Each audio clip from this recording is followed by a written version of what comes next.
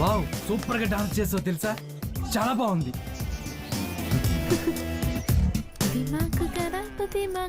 ఏంటమ్మా మంచి చెడు లేదా? ఎన్నిసార్లు తిప్పించుకుంటారు?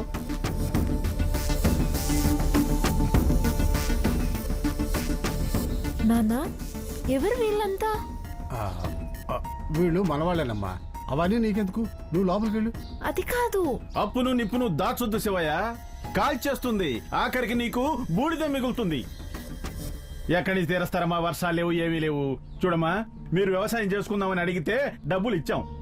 మీరు కొంచెం టైం ఇవ్వండి, మీకు దండం పెడతాను. దండం పెట్టినంత మాత్రాన డబ్బులు ఎక్కడి నుంచి వస్తాయి? ఏమిటమ్మా ఇది చెప్పు. ఎన్నాళ్ళైంది డబ్బులు ఇస్తా అని, ఇప్పటి వరకు ఇవ్వలేదు. నాకిప్పుడు డబ్బులు కావాలి, ఇచ్చి తీరాలి.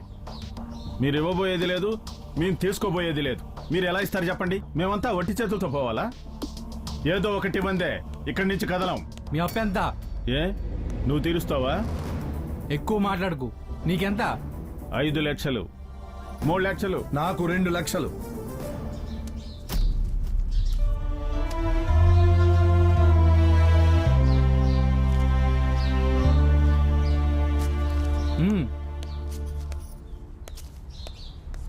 చూడండి, కష్టాల్లో ఉన్న వాళ్ళని ఆదుకోపోయినా పర్లేదు, కన్నీళ్లు పెట్టించకండి.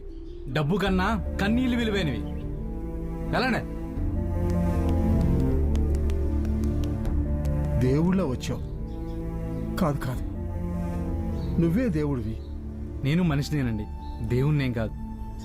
నా పేరు ఉమేష్, నాకు యాడ్ ఏజెన్సీ ఉంది. మీరెవరో నాకు తెలీదు. సొంత మనిషిలా వచ్చి అప్పు తీర్చావు. మీ రుణం ఎలా తీర్చుకోగలను బాబు? రుణాలు తీర్చుకుంటే సొంత మనుషులు ఎవరండి? అయినా అంత డబ్బు? నా దృష్టిలో అదేం పెద్ద అమౌంట్ ఏం కాదు, జస్ట్ అడ్వాన్స్ అంతే. ఇందాక యాడ్ షూటింగ్ దగ్గర మీ అమ్మాయిని చూశాను.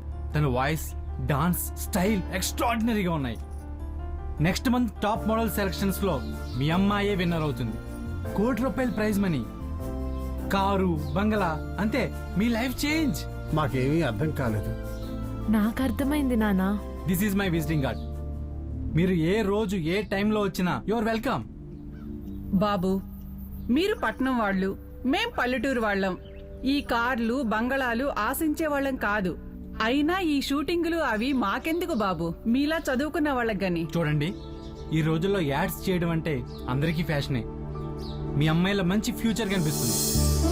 మీ అమ్మాయిని టాప్ మోడల్ చేస్తాను. మీకు ఇష్టమైతేనే మీ అమ్మాయిని పంపించండి.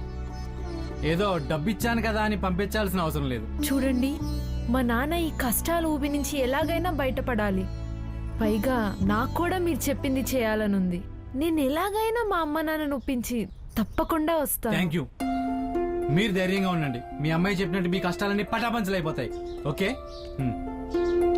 బాయ్.